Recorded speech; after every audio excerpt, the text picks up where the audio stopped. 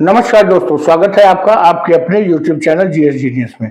जैसा कि आप स्क्रीन पर देख रहे हैं, Pune faces surge in outbreak of Guillain Barre syndrome. जो महाराष्ट्र का एक बहुत महत्वपूर्ण शहर है पुणे, वहां पर एक रेयर बीमारी है नर्वस सिस्टम की, गुलियन बेरी सिंड्रोम। लाखों में किसी एक को होती है। तो इस बीमारी के केसेस जो है लगातार तेजी से बढ़ रहे हैं और लोग वहां पर पैनिक हो चुके हैं। लोगों में खौफ का माहौल है इसके विषय में और सरकार भी चिंतित है और समझ नहीं पा रही है कि एक विशेष शहर में वो क्या कारण है जिसके कारण ये बीमारी तेजी से बढ़ रही है। जो लाखों लोग में, करोड़ों लोगों में किसी एक को होती है, एक ही शहर में कैसे इतने ज्यादा लोग इस बीमारी से प्रभावित हो गए हैं, जिसका नाम है गुलियन बेरी सिंड्रोम। तो चलिए मित्रों, इस बीमारी को जानेंगे कि ये बीमारी क्या है, पुणे में क्या मामला है, क्यों वहां पर ये तहलका मचा हुआ है, गुलियन बेरी ने मचाया हुआ है। इस वीडियो के डिटेल में हम जाएं, इससे पहले हमारी आपसे रिक्वेस्ट है कि हमारे चैनल को सब्सक्राइब कर लीजिए, क्योंकि इस चैनल पर इसी प्रकार की आपके आसपास की जो देश दुनिया की जो जानकारियां हैं वो छोटे छोटे वीडियो के माध्यम से प्रस्तुत की जाती हैं। न केवल आपको घटना बताई जाती है, बस घटना के बैकग्राउंड में, उसके आगे पीछे सब पूरा विश्लेषण आपको बताया जाता है। तो चलिए मित्रों, वीडियो को शुरू करते हैं। Pune has reported 6 suspected cases of Guillain-Barré syndrome, which is a rare neurological disorder on January 25th, 2025. 25 जनवरी 2025 अर्थात शनिवार वाले दिन जो है पुणे में 6 नए केसेस जो है गुलियन-बेरी सिंड्रोम के जो है पकड़ में आए हैं। और ये गुलियन-बेरी सिंड्रोम एक रेयर न्यूरोलॉजिकल डिसऑर्डर है। न्यूरोलॉजिकल डिसऑर्डर का मतलब है कि अगर आप इसको साइंटिफिक टर्म में आप इसका हिंदी अर्थ समझना चाहें तो इसको समझ सकते हैं कि तंत्रिका तंत्र से या स्नायु तंत्र से जुड़ी हुई एक बीमारी है।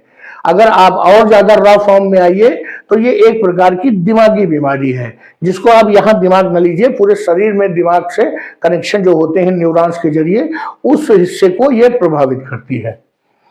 तो इन 6 के मिलने के बाद इस समय पुणे में 73 जो है गुलियन-बेरी सिंड्रोम के एक्टिव केसेस जो है मौजूद हैं। 73 केसेस में से जो 47 लोग हैं वो पुरुष हैं और 26 लोग जो हैं वो महिलाएं हैं। इनमें से 14 की कंडीशन बहुत ही खराब है और वो इस समय वेंटिलेटर सपोर्ट में है। जब आपने वेंटिलेटर का नाम सुना होगा तो आपके अंदर भी खौफ पैदा हो गया होगा। अब आप जान चुके होंगे कि ये जो गुलियन-बेरी सिंड्रोम है ये कोई बहुत आसान या बहुत छोटी बीमारी नहीं है। जब इतने 73 में से 14 लोग वेंटिलेटर सपोर्ट पे हैं और अति गंभीर स्थिति में हैं, अर्थात ये एक प्रकार की फैटल डिजीज है। अगर इसको सही समय पर इसका इलाज न हुआ तो व्यक्ति की जो मृत्यु है वो बिल्कुल पक्की है। तो अब आप समझ चुके होंगे कि किस प्रकार का वहां पर खौफ फैला हुआ है। और सबसे बड़ी बात है, ये कंटेजियस डिजीज नहीं है, ये आपस में एक दूसरे को नहीं फैलती है। अब इसके बाद अगर फैलती होती तो लॉकडाउन लगा देते, एक दूसरे से हाथ मिलाना बंद कर देते। जब ये फैल नहीं रही है एक दूसरे से, तब इसको कैसे रोका जाए। जो महाराष्ट्र हेल्थ डिपार्टमेंट है, जो स्वास्थ्य वहां का विभाग है, उन्होंने इसके बारे में बहुत चिंतित हैं और उनका मानना है कि एक ही शहर में ये कैसे इतने सारे जो है गुलियन-बेरी सिंड्रोम के केसेस निकल के आ रहे हैं। उनको लग रहा है कहीं कोई साजिश तो नहीं है या किसी दवा कंपनी की कोई साजिश तो नहीं है कि वो पहले इस प्रकार की बीमारी फैलाएंगे, उसके बाद इसका टीका लाएंगे या इसकी दवा मार्केट में लाएंगे। तो कहीं उनकी कोई साजिश तो नहीं है। सरकार ने तुरंत एक्शन लिया है और एक रैपिड रिस्पांस टीम बना दी गई है, जिसका काम होगा कि जो इफेक्टेड एरिया है, जहां पर इसके सबसे ज्यादा केसेस मिल रहे हैं, वहां पर निगरानी करेगी। और जो पुणे नगर निगम है और जो वहां पर जो स्थानीय हेल्थ अथॉरिटीज हैं, अर्थात जो वहां पर जो सरकारी अस्पताल है, मेडिकल कॉलेज है, उन सब के साथ मिलकर के ये रैपिड रिस्पांस टीम काम करेगी। जो मीडिया की रिपोर्ट्स आ रही हैं वो ये कह रहे हैं कि जो रैपिड रिस्पांस टीम ये बनाई गई है, इसने अब तक लगभग शहर में 7,500 घरों की जो स्क्रीनिंग कर ली है, न केवल शहर की है, बस उसके अगल बगल जो ग्रामीण क्षेत्र है वहां पर भी ये घर घर जाकर के सर्वे कर रहे हैं, लोगों की जो स्वास्थ्य स्थिति है उसका पता लगा रहे हैं लोगों से। अगर किसी को कोई सिर में दिक्कत है, किसी को अन्य प्रकार की दिक्कत है, तो उसका पूरा डाटा इकट्ठा कर रहे हैं और जो भी सस्पेक्टेड है उसको रिपोर्ट करेंगे, उसकी सरकार पूरी तरह से जांच करेगी। अब आइए देखते हैं कि ये जो गुलियन-बेरी सिंड्रोम जिसका खौफ पूरी तरह से छाया हुआ है पुणे में, ये है क्या, ये कौन सी बीमारी है जिसने तहलका मचा दिया है। तो जो विश्व स्वास्थ्य संगठन है उसकी नजर में जो उसने डिफिनेशन दी है, उसने कहा है कि it is a rare neurological disorder in which body immune system attacks part of the peripheral nervous system. अर्थात ये एक ऐसी जो है दुर्लभ बीमारी है स्नायु तंत्र की, जिसमें जो हमारे शरीर की प्रतिरोधक क्षमता है, जो प्रतिरोधक सिस्टम है, जो कि जिसका काम है कि बाहर से आने वाले जो शरीर में bacteria, virus, infection, pathogens, fungi, ये सब जब हमारे शरीर में इंटर करते हैं तो उनसे लड़ना और उनको खत्म करना।